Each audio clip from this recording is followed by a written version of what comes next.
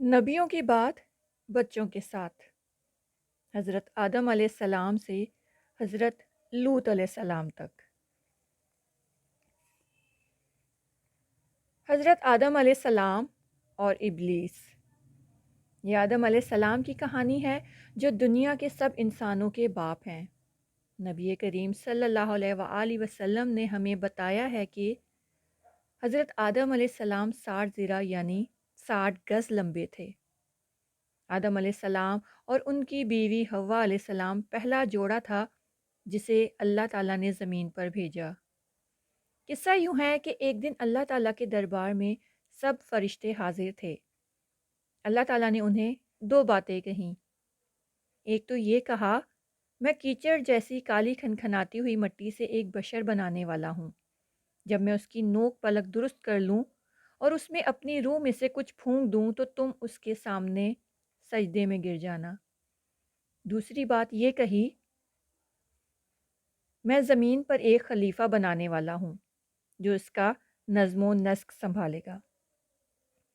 सब फरिश्तों ने दूसरी बात के बारे में कहा, क्या आप ऐसी मखलूक को खलीफा बनाएंगे जो नज़्म नस्क में ख़राबियाँ पैदा करे और खून बहाता फिरे?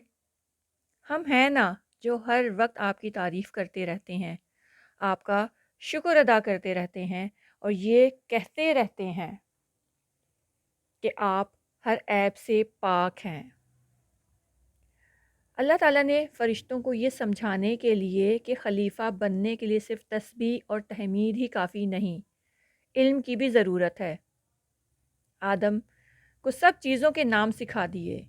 फिर फ़रिश्तों से उन चीज़ों के नाम पूछे तो वो उन चीज़ों के नाम ना बता सके। गोया अल्लाह ताला ने उन्हें जता दिया कि अल्लाह उनसे बेहतर जानता है कि कौन खलीफा बनने का अहल है और कौन नहीं। अल्लाह ताला के हुक्म के मुताबिक सब के सब फरिश्ते हज़रत आदम अलैहिस्सलाम के सामने सजदे में गिर गए सिवाय इब्लीस के।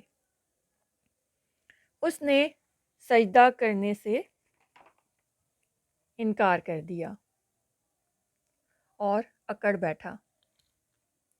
अल्लाह ताला ने फरमाया, जिसे मैंने अपने हाथों से बनाया उसके सामने सजदा करने से तुझे किस बात ने रोका, जबकि मैंने तुझे इस बात का हुक्म भी दिया। क्या तू किसी किस्म के गुरूर में मुब्तला हो गया है? इब्लीस ने कहा, हाँ, मैं इससे बेहतर हूँ। मुझे तूने आग से पैदा किया है जबकि इसे मिट्टी से। अल्लाह ताला ने इब्लीस को नाफरमान पाकर मरदूद करार दिया और वहाँ से निकल जाने का हुक्म भी दिया। इब्लीस ने जल भुनकर कहा, आपने इस आदम को मुझसे ज़्यादा इज्जत दी है ना? अगर आप मुझे क़यामत तक की मोहलत दे दें तो मैं इसकी और इसकी सारी औलाद की जड़ काटता रहूँगा सिवाय चंद लोगों के। मैं हर उस रास्ते पर बैठूंगा जो सीधा आपकी तरफ आता है और जो इस पर चलेगा मैं हर तरफ से उस पर हमले करूंगा, दाएं से, बाएं से, आगे से और पीछे से, और उनमें से अक्सर आपकी नेमतों की नाशुक्री करेंगे और मेरे पीछे चल पड़ेंगे। दुनिया की हर गलत और बुरी चीज़ को इतना सजा बनाकर पेश करूंगा कि वो धोखा खा जाएंगे और गलत काम कर बैठें, लेकिन वो लोग मेरे जाल में नहीं फंसेंगे जो दिल से आपसे प्यार करते होंगे और पूरे ध्यान से आपकी बातें मानते होंगे। अल्लाह ताला ने फरमाया, जा जितना ज़ोर लगा सकता है लगा ले, जिनको बहका सकता है बहका ले। जो तेरी बातें मानेगा वो तो फिर जहन्नुम में ही जाएगा। उधर अल्लाह ताला ने हज़रत आदम अलैहिस्सलाम और हव्वा अलैहिस्सलाम को बनाने के बाद उन्हें कहा, ए आदम, तुम और तुम्हारी बीवी इस जन्नत में रहो, सहो और जहाँ से जो चीज़ चाहे खाओ पियो। यकीन रखो इसमें तुम्हारे लिए ऐसा इंतज़ाम है कि इसमें ना तुम कभी भूखे रहोगे, ना नंगे, ना तुम्हें कभी प्यास सताएगी और ना धूप की शिद्दत। इतनी बहुत सी नेमतें देने के बाद अल्लाह ताला ने उन्हें सिर्फ एक दरख्त के करीब जाने से मना किया और कहा, अगर तुम इस दरख्त के करीब गए तो बहुत नाइंसाफ़ी का काम करोगे और फिर तुम ऐसे हो जाओगे कि तुमसे नाइंसाफ़ियाँ ही होती रहेंगी। ساتھ ہی یہ تنبیہ بھی کر دی، اے آدم، یقین رکھو یہ شیطان تمہارا اور تمہاری بیوی کا کھلا دشمن ہے، دیکھنا کہیں یہ تمہیں یہاں سے نکلوا نہ دے، اگر ایسا ہوا تو پھر تم بڑی مشکل میں پڑ جاؤ گے۔ شیطان کے لیے تو آدم علیہ السلام کا یہ عیش بہت تکلیف دہ تھا۔ ایک دن موقع پا کر حضرت آدم علیہ السلام کے پاس آیا اور بولا، کیا میں تمہیں ایک ایسے درخت کا پتہ دوں جس کا پھل کھا کر تم ہمیشہ کی زندگی پالو اور تمہیں ایسی سلطنت مل جائے جو کبھی تباہ نہ ہو؟ پھر کہنے لگا، تمہارے رب نے تمہیں اس درخت کے پاس جانے سے صرف اس لیے منع کیا ہے کہ تم کہیں فرشتے نہ بن جاؤ یا ہمیشہ کی زندگی نہ پالو۔ مجھے غلط نہ سمجھو، میں تم دونوں کے سامنے قسم کھاتا ہوں کہ میں تمہارا خیر خواہ ہوں۔ آخر کار قسم کھا کر اور اپنی دوستی کا یقین دلا کر اس نے ان کو اللہ تعالیٰ کی نافرمانی کی طرف مائل کر ہی لیا، اور ان دونوں نے اس درخت کا پھل چکھ لیا۔ جو ہی انہوں نے پھل چکھا، انہیں ایسے محسوس ہوا جیسے ان کے کپڑے کسی نے اتار لیے ہوں، اور وہ دونوں درختوں کے پتے اپنے اوپر چپکانے لگے۔ اس وقت ان کے رب نے انہیں پکارا اور کہا، کیا میں نے تمہیں اس درخت کے قریب جانے سے منع نہیں کیا تھا؟ اور کیا میں نے تمہیں بتا نہیں دیا تھا کہ شیطان تمہارا کھلا دشمن ہے؟ وہ دونوں بولے، اے ہمارے رب، ہم تو بہت بڑی ناانصافی کر بیٹھے ہیں۔ اب اس غلط کام کا وبال تو ہماری جانوں پر پڑے گا ہی، لیکن اگر آپ نے ہمیں معاف نہ کیا اور ہم پر رحم نہ کیا تو ہمارا تو بالکل ہی بیڑا غرق ہو جائے گا۔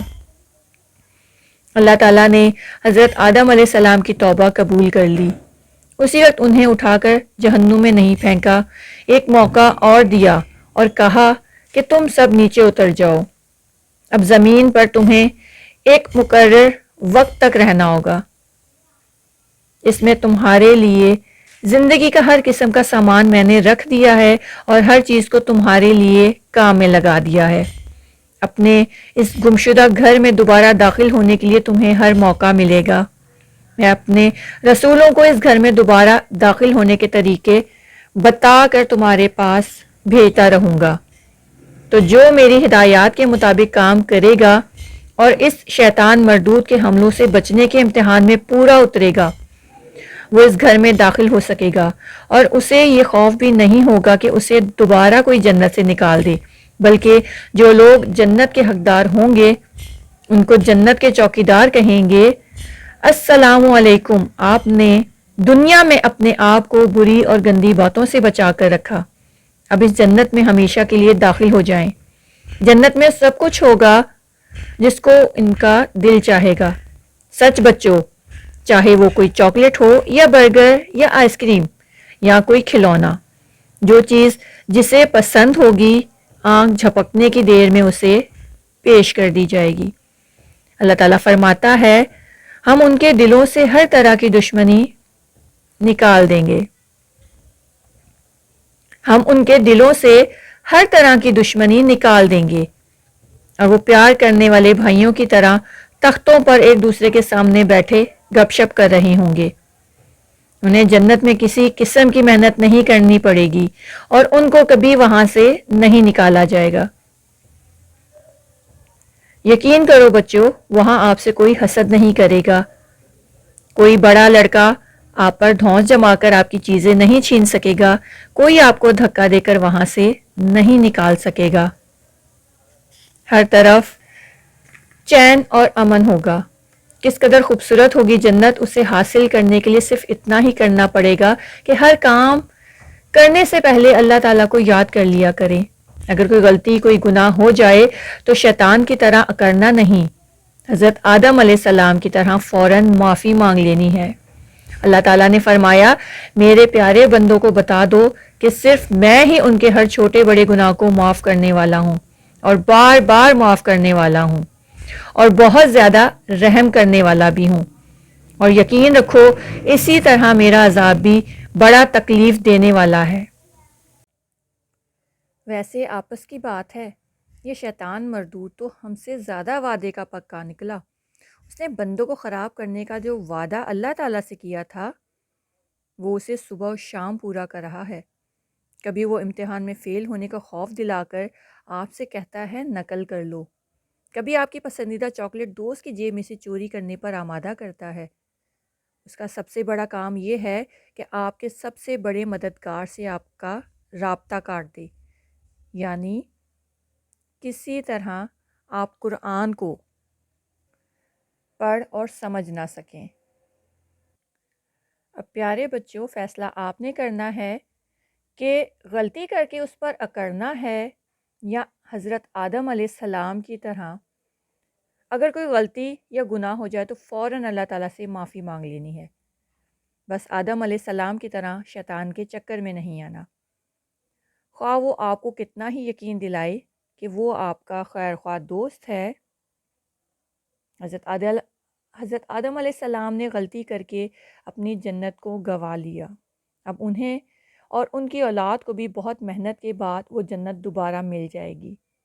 آئیں ہم سب یہ وعدہ کریں کہ ہم ہر وقت اللہ تعالیٰ کی باتیں یاد رکھیں گے تاکہ ہمیں جنت میں داخلہ مل سکے۔ آمین۔